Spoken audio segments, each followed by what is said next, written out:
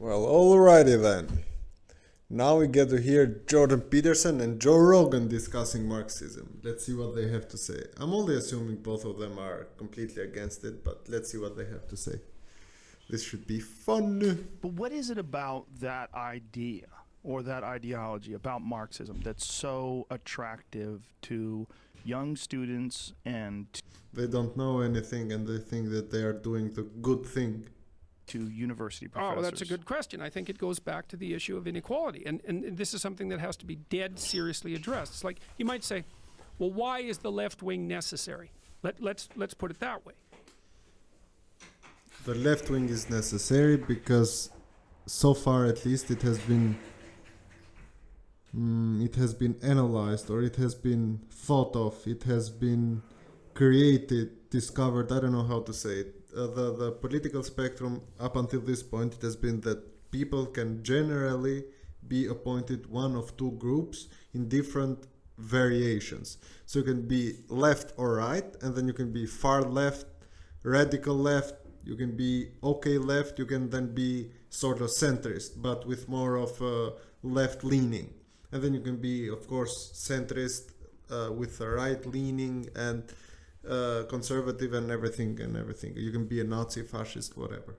So the idea of separation, at least as far as I've studied it, is that all people can generally be put into these two groups. So why do we have the left? Because you must have the left. This is what I think.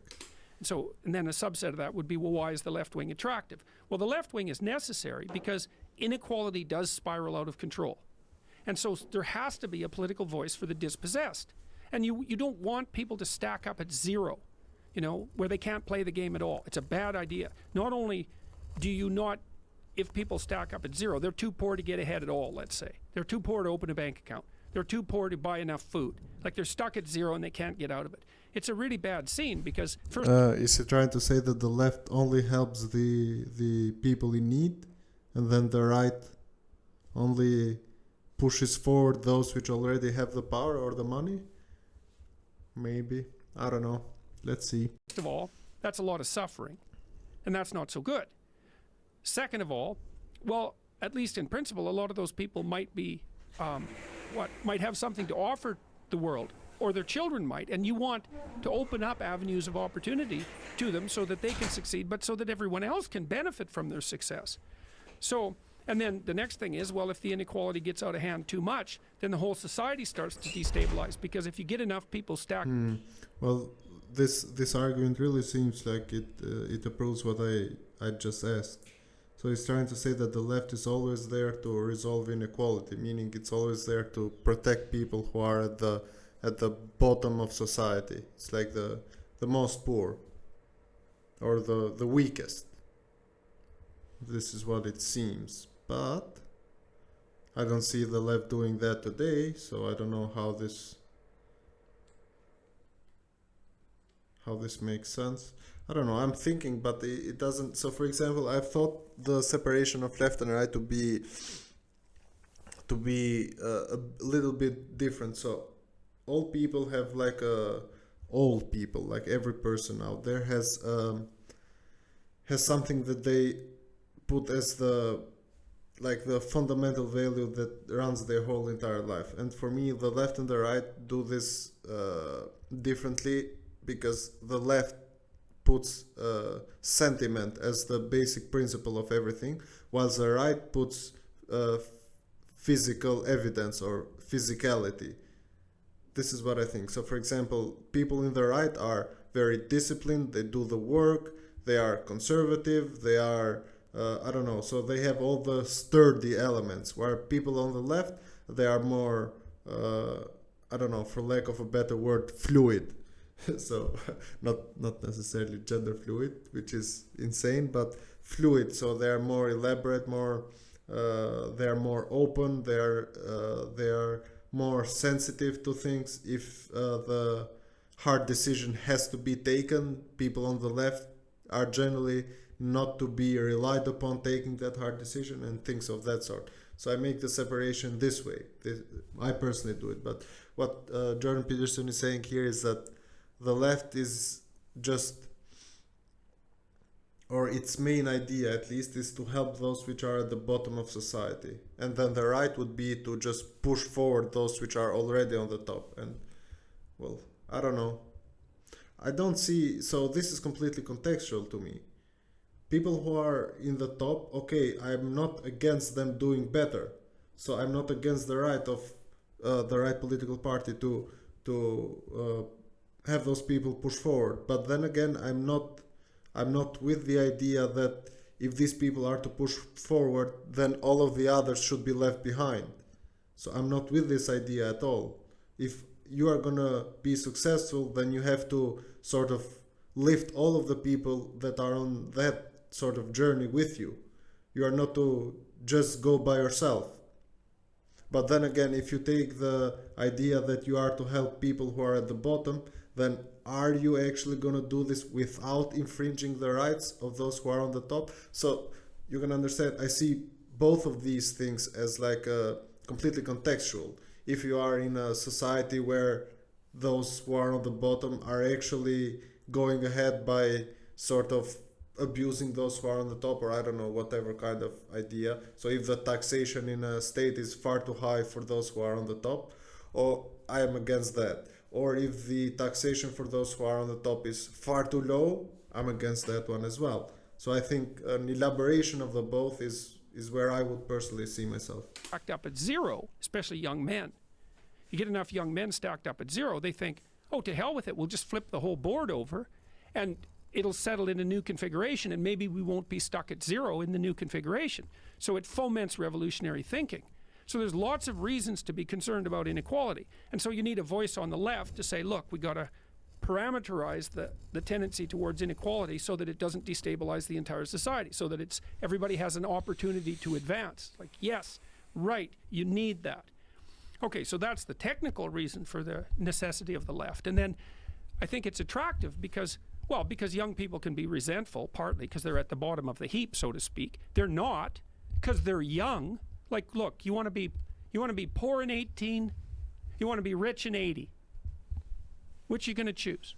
Most people's going to take poor at 18. Well, yeah. Especially if you've been rich at 80 and you understand you can get back there. Yeah, well, that's the thing, is that most of the people who have $1 million or more in the United States are old. Well, why is that? Well, really, do we need an explanation for that? It's like, you've had a lot more time to make money. How would that be? That's the explanation. So that's one of the big drivers of inequality. It's just simply age. But it's not obvious that the old rich people have an advantage over the young starting out people. So anyways, but anyhow, maybe you're resentful and irritated because you're young and you're still at the bottom of the heap, and you've got other problems too. It's more difficult for people of your race or ethnicity or gender, or at least you think it is. And so you say, these problems seem to exist more in the developed Western world than in the rest of the world. Like in Albania, these problems are never heard of. Like, for real, man, there is no talk of income inequality. I mean, part of it goes to the general, like, I don't know, general sentiment or perspective of the people, considering that Albania was 50 plus years in communism and it was very, very poor country. People right now don't really feel like complaining. There's a super huge spike in in corruption. Half the fucking population does drugs, sells weed or whatever, and they go on and do criminal activities outside the country because there is no money to do it here. They go to the developed countries. Sort of a bit like Mexico, I assume, in USA. So Mexico, Cuba, and Colombia, and all of them. So these problems kind of don't exist here. These types of problems of fixing income inequality only exist in like developed countries. And it's very weird because I like the idea of discussing it or debating it. I don't think that... See, here I'm still gonna follow the contextual argument. So it's not okay to have people who only push forward no matter what the consequence. But then again, it's not okay to have people who complain far more than they should. So you need the balance there. But I don't know. I would take America versus Albania every day. in terms of economic advantages. All right. Say, well, I want to make things fair. And then that's also driven by some real compassion, because nobody really likes that, the consequences of radical inequality. Like, nobody likes the fact that homeless people exist and have to go to the emergency ward, to get treated, and they don't have medical coverage and they have to live in tents on the street. And so if you have some compassion, then you think, well, we got to do more for the poor and dispossessed. It's like, okay, that's an understandable sentiment. But the problem is that it's that desire to help is contaminated by resentment and ideological certainty, and then also by something that George Orwell pointed out so nicely in his book Road to Wigan Pier. It's like the typical middle-class socialist, this was his diagnosis, and he was a socialist, by the way. His diagnosis was the typical middle-class intellectual socialist doesn't like the poor. In fact, they don't want to have anything to do with the poor. They're contemptuous of the poor, but they hate the rich. And I think it's even more devious than that, because I think who they hate are the successful. Some of the successful are rich, but really who they hate is the successful. It's like Cain and Abel. It's the retelling of Cain and Abel. And so there's some positive motivations for being engaged on the left, and there's a lot of negative motivations as well. And the people who are really driven by the radical left ideology, the real radicals, they're almost all driven by resentment and hatred.